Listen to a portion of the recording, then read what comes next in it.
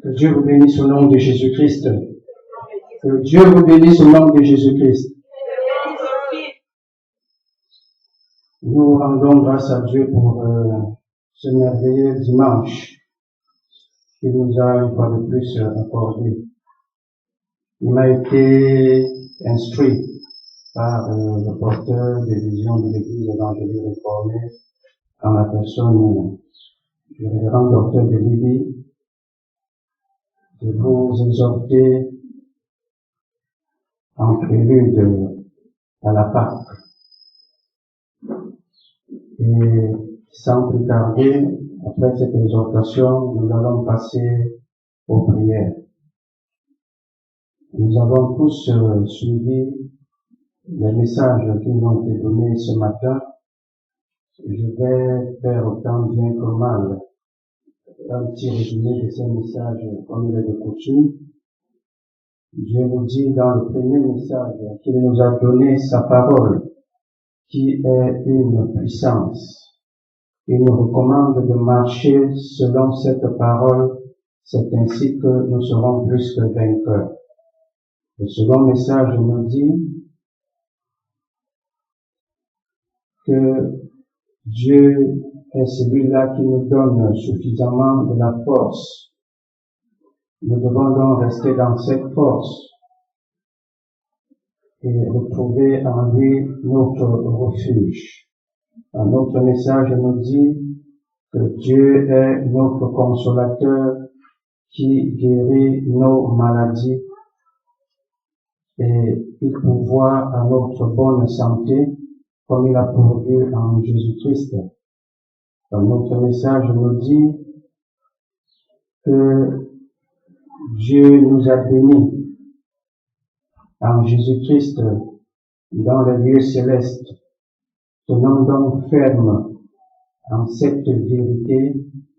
C'est ainsi que même tous les démons de l'enfer réunis seront incapables de déplacer même un iota de cette bénédiction.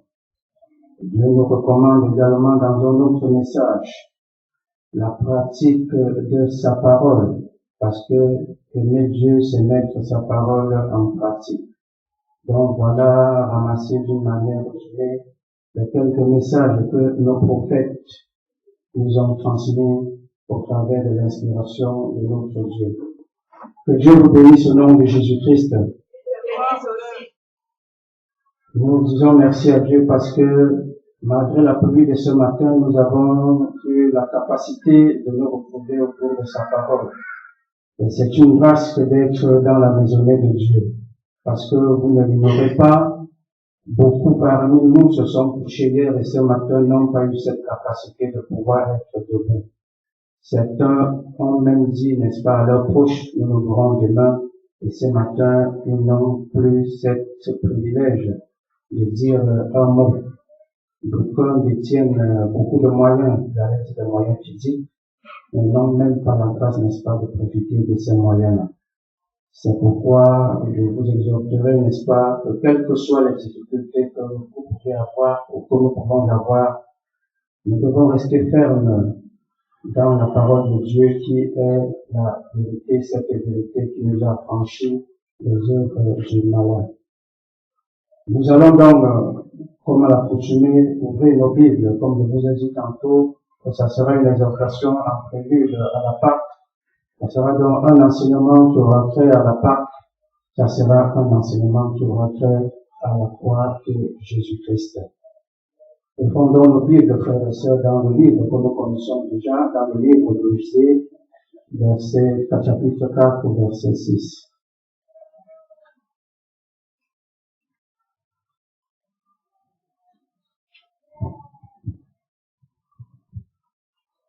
Osée, chapitre 4, verset 6. C'est un court verset qui nous dit que c'est Dieu qui parle. Dieu nous dit, mon peuple est détruit parce qu'il lui manque la connaissance. Frères et sœurs en Christ, nous avons voulu commencer par ce simple verset parce qu'il arrive des moments où les enfants de Dieu sont tellement affligés, ont tellement de difficultés, de problèmes, et parfois même ils doutent de leur position vis-à-vis de Dieu. Ils doutent des promesses de Dieu. Ils doutent même du fait que c'est effectivement Dieu qui a créé les cieux et la terre. Ils sont tellement affligés, ils ont des problèmes de santé, d'argent, de promotion, des blocages, des problèmes de procréation, et j'en passe. Et ils se posent la question, qu'est-ce qui ne va pas? La réponse à cette question est dans ce court verset qui nous dit que mon peuple est détruit parce qu'il manque la connaissance. La destruction en opposition à la construction est l'acte de désagréger quelque chose. C'est-à-dire que lorsque vous avez un construit, lorsque vous avez un bâtiment, lorsque vous avez un corps, lorsque vous avez un édifice qui est en bon état, la destruction est l'acte de venir anéantir le travail qui a été fourni et qui avait permis d'avoir en fin de résultat cet édifice que vous avez. Et nous, les enfants de Dieu, nous sommes détruits. C'est-à-dire que le corps que nous avons se retrouve abîmé, se retrouve désagrégé. Les biens que nous avons se retrouvent détruits, dilapidés. Les enfants que nous avons se retrouvent parfois possédés et envoûtés. Certains qui vont à l'école cherchent en veulent des diplômes. Il y a certains même qui passent 3, 4, 5 ans dans une seule classe. D'aucuns dans leurs activités, malgré les efforts qu'ils fournissent, n'arrivent pas à trouver le bout du tunnel. Il s'agit d'un acte de destruction qui agit de manière opposée à l'effort que les hommes, les enfants de Dieu, le peuple de Dieu fournit pour obtenir un résultat probant. C'est ça que veut dire détruire.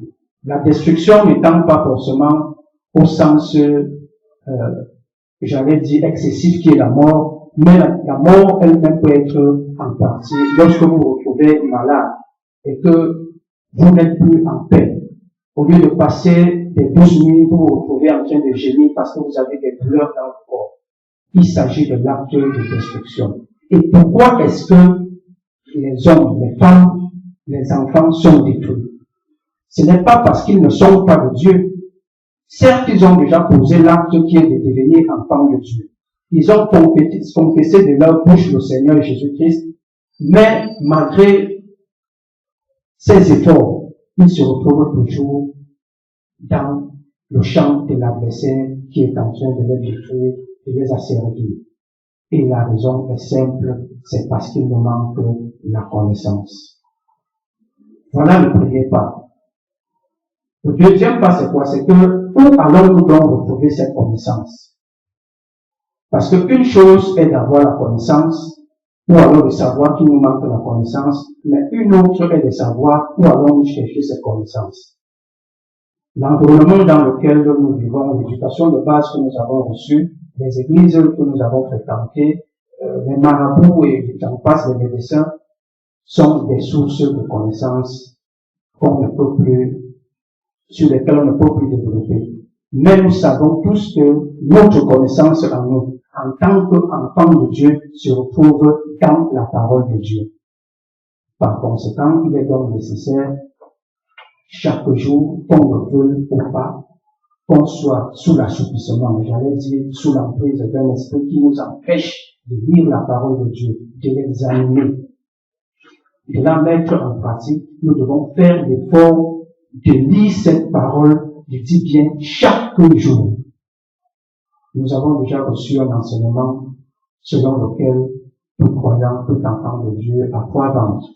L'intelligence qui est nourrie par la parole de Dieu, le ventre physique qui est nourri par le macabo et l'Esprit de Dieu qui vit en nous, qui est nourri par le parler en langue. Donc, le chrétien se doit donc de rechercher sa connaissance dans la parole de Dieu afin d'éviter d'être détruit, afin de subir le verbe de l'adversaire qui est de détruire et corriger et dévorer. Compte tenu du fait donc que nous voulons enseigner sur la Pâque, que nous voulons enseigner sur la croix de Jésus-Christ.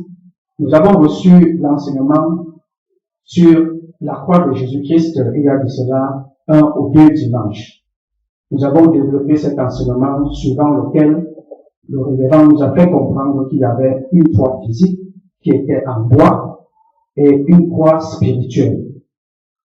Il nous a été démontré clairement que la croix que Jésus-Christ a portée n'était pas la croix physique, mais plutôt la croix spirituelle. Mais considérant, n'est-ce pas, cette croix physique, l'enseignement nous a fait comprendre que c'est Simon de Cyrène qui revenait des champs qui a été forcé de porter la croix physique. Et l'enseignement a poussé plus loin pour nous faire comprendre que Jésus-Christ a porté une croix, mais ce n'était pas cette croix physique-là. C'est la raison donc pour laquelle nous allons, sans plus tarder, ouvrir nos Bibles. Frères et sœurs, nous pensons que tout le monde a sa Bible. Nous allons ouvrir nos Bibles dans le livre d'Ésaïe. Il s'agit du portrait et de l'œuvre de Jésus-Christ pour l'humanité, pour les enfants de Dieu que nous et moi nous sommes. Ésaïe 53, verset 3. Méprisé et abandonné des hommes, homme de douleur et habitué à la souffrance, semblable à celui dont on détourne le visage, nous l'avons dédaigné. Nous n'avons fait de lui aucun cas. Verset 4. Cependant, ce sont nos souffrances qu'il a portées. C'est de nos douleurs qu'il s'est chargé. Et nous l'avons considéré comme puni.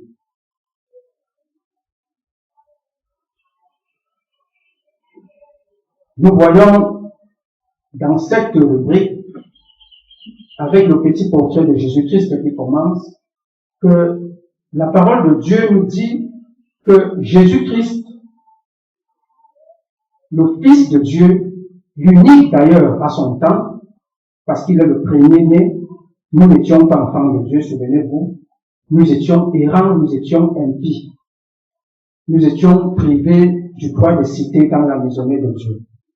L'unique Fils de Dieu, Jésus-Christ, le Saint, le Juste, a accepté porter sur lui nos douleurs, nos souffrances. Il a accepté être chargé de nos iniquités. Cela dit, le verset 14 de Matthieu, s'il vous plaît, allons-y rapidement, en regardant cette page. Le verset 14 de Matthieu 8 confirme, ou alors nous donne plus de détails à ce verset pour que nous puissions comprendre facilement. Matthieu 8, verset 14.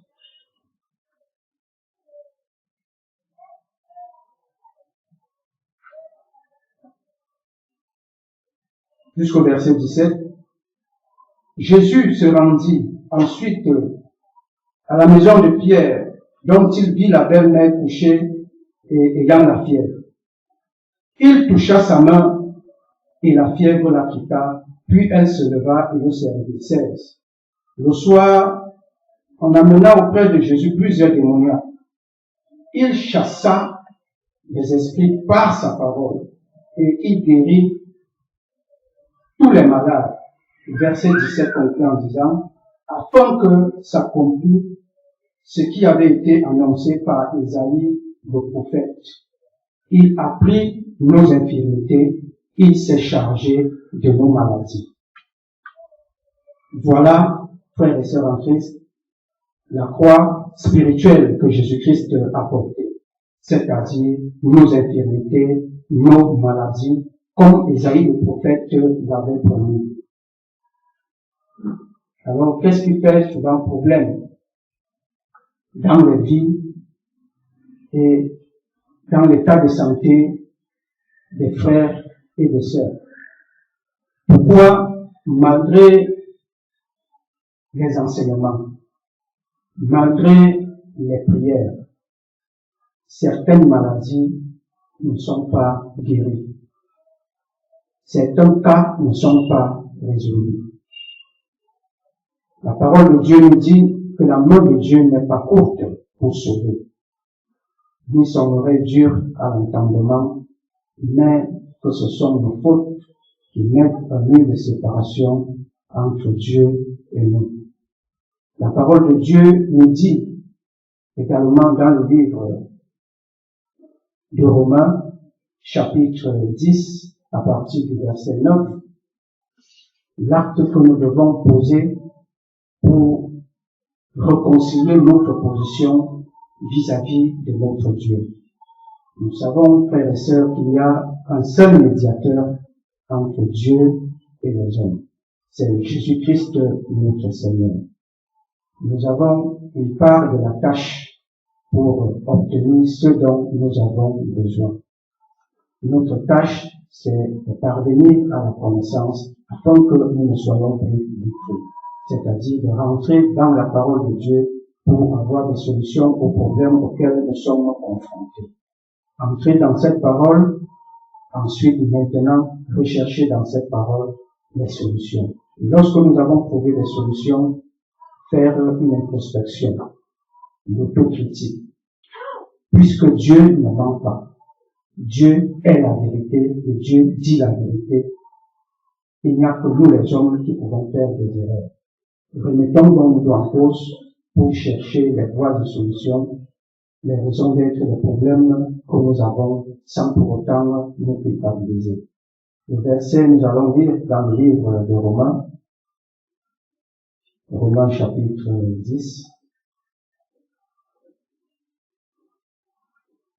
Romains chapitre 10 à partir du verset 9.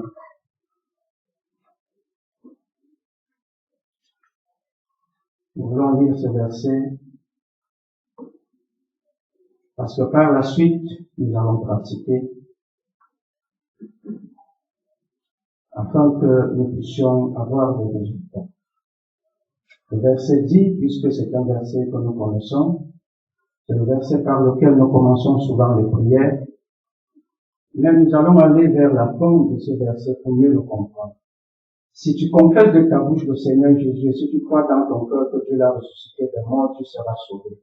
Car c'est en croyant du cœur qu'on parvient à la justice, et c'est en confessant de la bouche qu'on parvient au salut selon ce que dit l'Écriture. Quiconque croit en lui ne sera point confus. Frères et sœurs, nous sommes sauvés parce que nous croyons. Nous sommes sauvés, sauvés qui veut dire quitter de la position d'Adam pour revenir à la position de Jésus-Christ. Souvenez-vous, dans le livre de Luc, le diable démontre ou alors dit à Jésus-Christ que le monde lui a été donné. Lorsque vous et moi, nous sommes nés par la loi d'aller et multiplier vous, nous sommes nés d'Adam. Nous sommes nés d'Adam et nous sommes sous l'emprise du monde des ténèbres.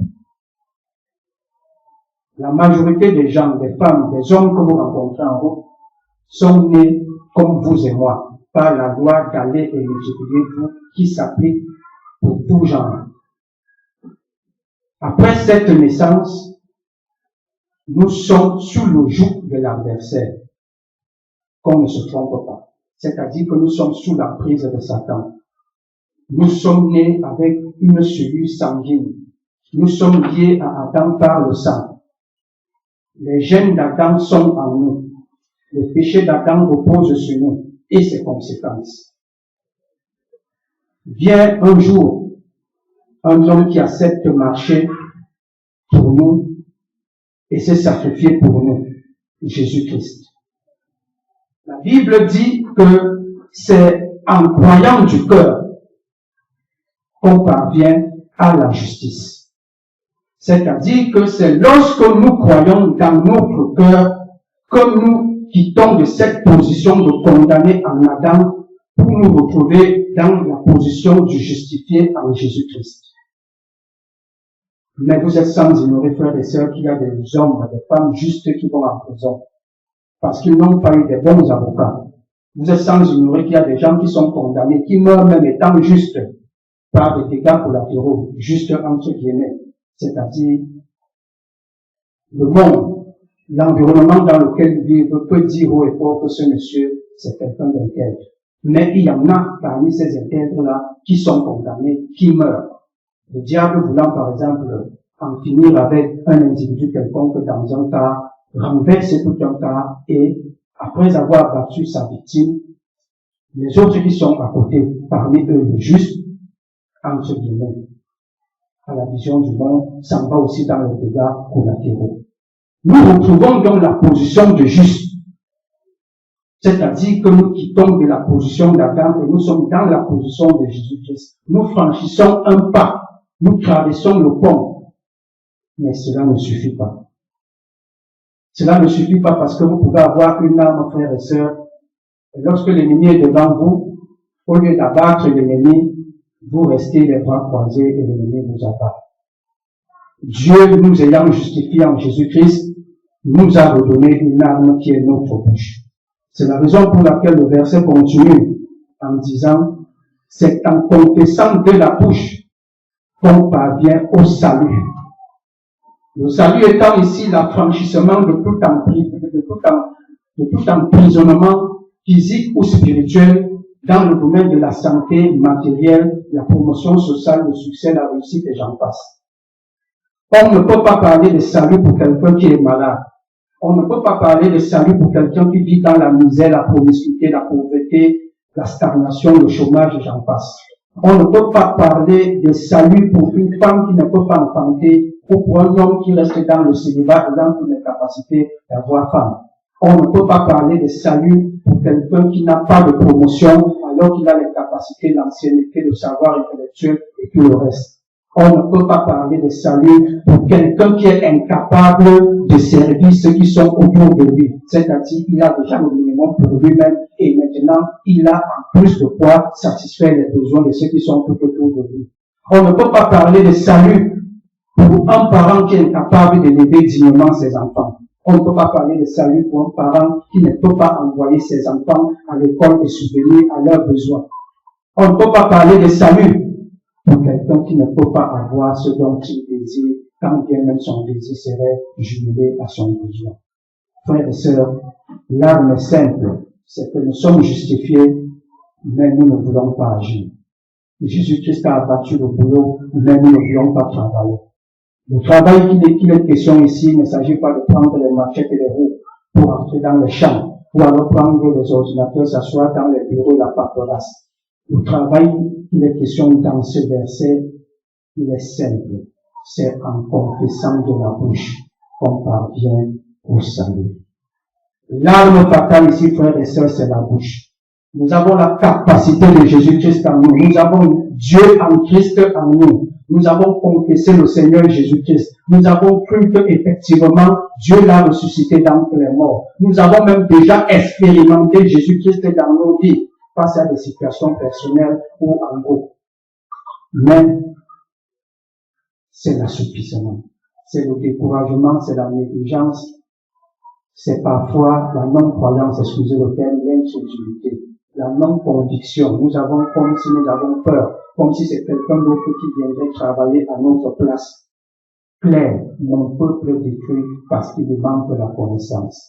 Et je vais compléter ce verset en disant, même ayant la connaissance, le peuple de Dieu continue à être détruit parce qu'il ne veut pas appliquer la connaissance.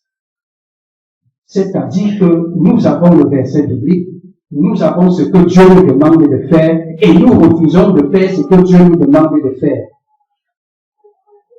Le peuple de Dieu continue donc à subir la destruction, ayant même parfois la connaissance, mais refusant de l'appliquer. Il faut confesser. Il faut prier. Le même verset a été dit, c'est dans plusieurs enseignements, lorsqu'on a dit à avoir, s'il vous plaît, temps pour moi, avoir le style de vie de prière de Jésus-Christ. On ne prie pas avec les mains, on ne prie pas avec les pieds ou je ne sais pas moi. On prie avec la bouche et l'intelligence. C'est-à-dire que c'est en confessant, Cette prière doit être soutenue par les versets bibliques. Dieu, tu as dit, au nom de, je dis, c'est la confession. Il n'y a pas une autre arme par laquelle vous allez passer pour vous affranchir, ou du moins pour nous affranchir. Nous avons la connaissance. Nous savons que Jésus-Christ a porté nos infirmités. Il s'est chargé de nos douleurs. Nous savons que nous étions condamnés. Jésus-Christ nous a justifiés. Nous croyons dans nos cœurs, c'est pourquoi nous sommes justifiés. Qu'est-ce qu'il faut faire? Confesser. Malheureusement, nous fermons les bouches. Je disais à quelqu'un, avant-hier, ne jamais dormir sans prier. La prière, c'est la confession. C'est d'ouvrir la bouche et de déclarer. La déclaration d'un fils de Dieu en 5 minutes, pas pour autant pour, j'allais dire, encourager ceux qui prient en peu de temps, mais je dis que 5 minutes de concentration d'un enfant de Dieu en communion, qui oublie l'environnement dans lequel il se trouve, valent une nuit de concertation, voire même plus de l'adversité. C'est-à-dire que lorsque le monde des ténèbres se réunit, vous dites nous allons, et que vous le matin à 5 heures vous vous levez, en 5 minutes vous dites au nom de Jésus-Christ, je déprogramme tout ce qui a été programmé contre moi. Votre parole détruit toute la construction de l'ennemi qui a été faite durant la nuit. Conclusion, commencez la journée dans la prière. Conclusion, commencez notre nuit de sommeil dans la prière. La prière ne se fait pas avec autre chose que la bouche. C'est pourquoi je disais, c'est la deuxième partie de cette lecture qui va nous intéresser, parce qu'il est dit, c'est en confessant de la bouche qu'on parvient au salut, selon ce que dit l'Écriture, quiconque croit en lui ne sera point confus. La confusion, c'est que vous avez mis toute votre énergie sur un examen.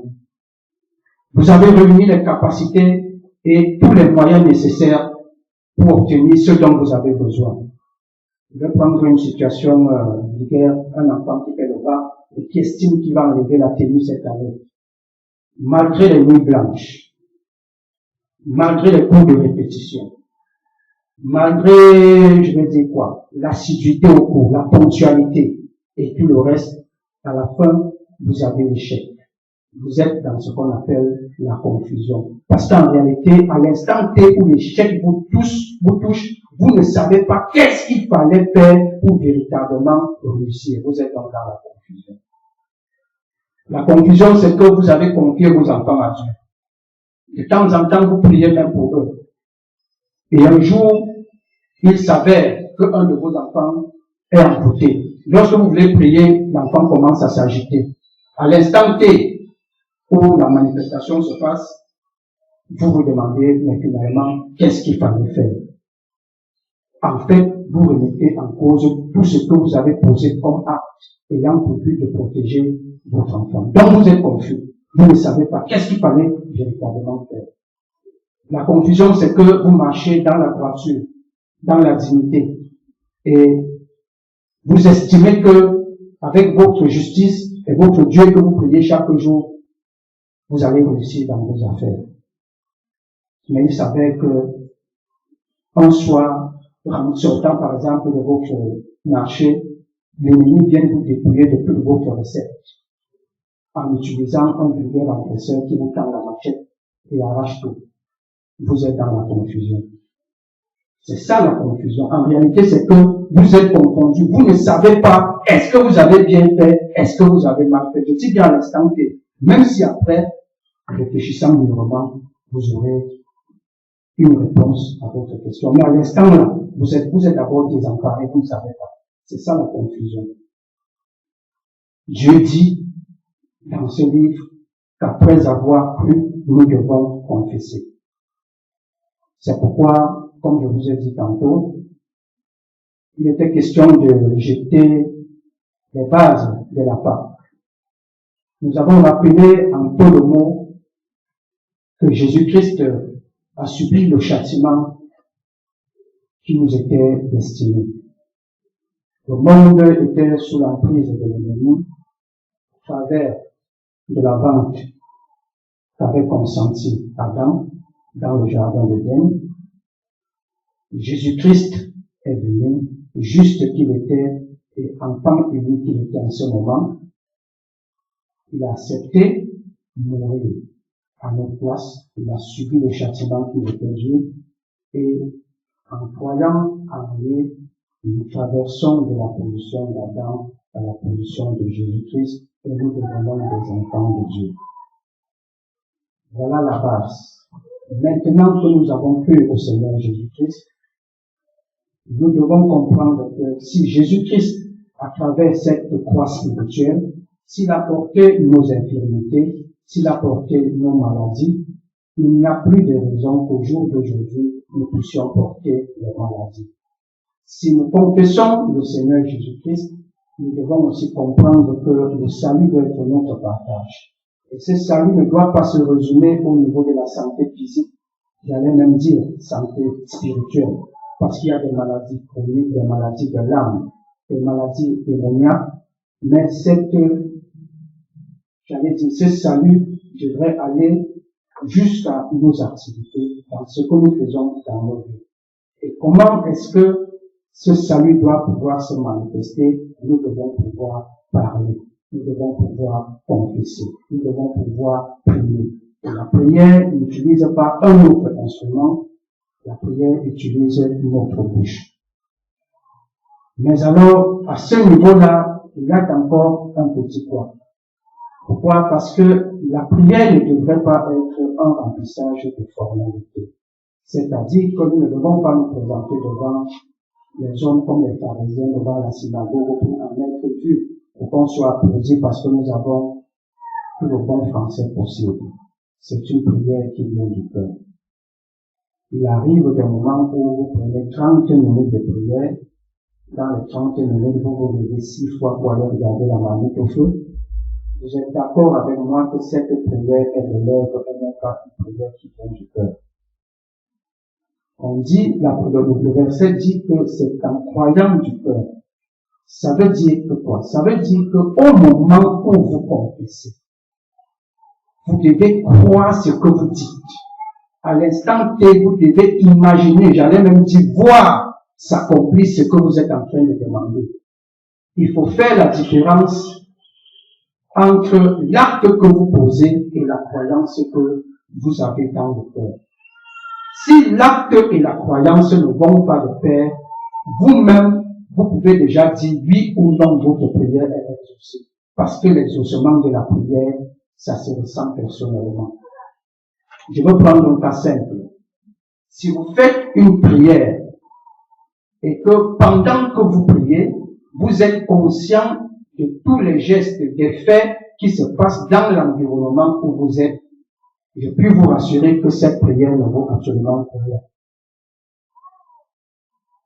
Je me répète, c'est-à-dire, si au moment où vous parlez, vous êtes censé prier Dieu, le créateur des cieux et de la terre, celui qui vous donne la vie. Si au moment où vous priez, vous êtes conscient du fait qu'une mouche est passée à gauche, quelqu'un s'est déplacé à droite, l'autre a fait ceci de l'autre côté, je dis que, puisque vous êtes conscient de l'environnement dans lequel vous êtes, votre prière est comme un remplissage de formalité, parce que la croyance dans votre cœur n'entre pas en conformité avec la confession de votre bouche. Autrement dit, votre prière ne sort pas du cœur. Par contre, si vous faites une prière de telle sorte que vous oubliez l'environnement dans lequel vous êtes, et vous voyez plutôt en image ce que vous êtes en train de demander à Dieu, auquel cas, au moment où vous finissez votre prière, c'est là où vous êtes conscient de ce qui est en train de se passer. En ce moment-là, vous étiez dans une autre connexion avec Dieu. Vous étiez en connexion avec Dieu. Au moment où vous ouvrez les yeux, vous avez fini votre connexion, vous avez accompli la tâche, vous avez confessé et vous avez cru. Il y a l'exaucement à votre prière. C'est là la confession. Donc la confession et la croyance ne sont pas séparées. Si l'un va, l'autre reste en arrière, il y a déséquilibre. Si vous confessez sans croire, il y a déséquilibre. Si vous croyez sans confesser, vous avez la connaissance, mais vous ne pratiquez pas. Autrement dit, comme on le disait tantôt, théorie sans pratique est vide et pratique sans théorie est aveugle. Il faut que les deux choses soient de pair. C'est la raison pour laquelle nous a été demandé, nous a été instruit de beaucoup prier. En résumé donc, nous sommes détruits, nous avons des problèmes parce que nous n'avons pas la connaissance. Pour ceux qui ont déjà la capacité d'avoir cette connaissance, ou la possibilité, chose que nous voulons que tout le monde puisse obtenir, c'est-à-dire lire la parole de Dieu, l'examiner, la manger, c'est-à-dire nourrir notre intelligence. Si nous avons déjà cette connaissance, nous devons également la pratiquer. La connaissance en termes de la Pâque, en termes de la croix de Jésus-Christ, nous dit que Jésus-Christ n'a pas porté la croix physique, il a porté la croix spirituelle, qui était les maladies, les problèmes, les difficultés que nous avons, les blocages, et j'en passe. C'est ça que Jésus-Christ a porté. Maintenant que nous avons la connaissance, il faut également l'appliquer. Nous n'allons pas l'appliquer dans la réglette, mais nous allons l'appliquer en croyant déjà dans nos cœurs et ensuite en confessant de nos propres bouches. C'est pourquoi nous allons nous lever pour appliquer pour la première partie cette confession.